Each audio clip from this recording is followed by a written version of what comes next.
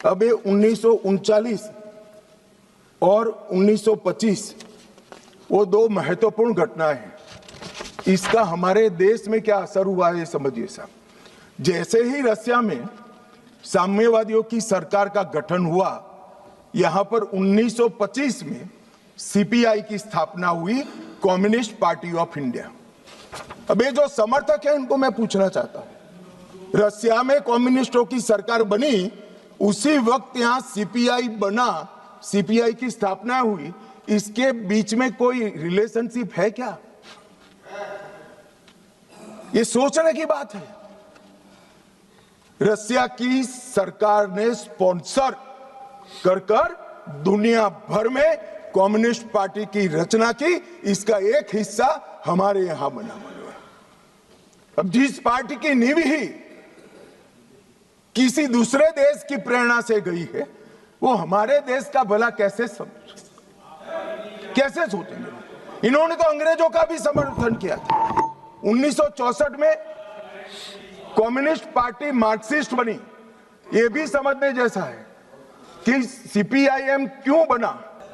1964 में सीपीआईएम बना, ये भी समझना पड़ेगा कि सीपीआई थी, फिर सीपीआईएम क्यों बनी।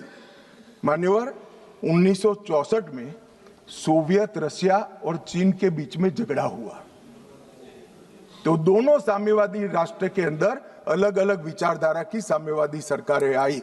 जैसे अलग अलग विचारधारा की आई, तो यहां पर चीन की भी एक समर्थित पार्टी सीपीआई मार्क्सिस्ट खोल दी, जो अभी बोल रहे थे, अपने अमराराम जी बोल रहे थे। मान्यवर, ये दोनों पार्टियां कम्युनिस्टों की, एक रसिया में जब क्रांति हुई तब हुई, और एक रसिया के चीन के बीच मतभेद हुआ तब हुई।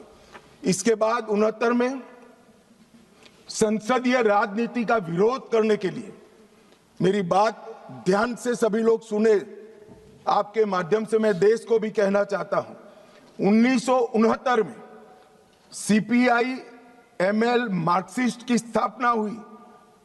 इसका उद्देश्य कोई विकास का वैक्यूम बनना नहीं था, कोई अधिकारों की रक्षा नहीं था।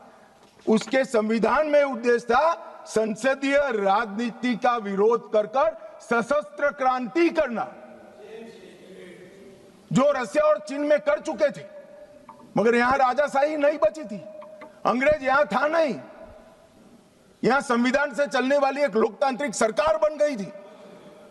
फिर क्यों संसद का विरोध? चुनाव लड़ते, जीत कर आते, अपनी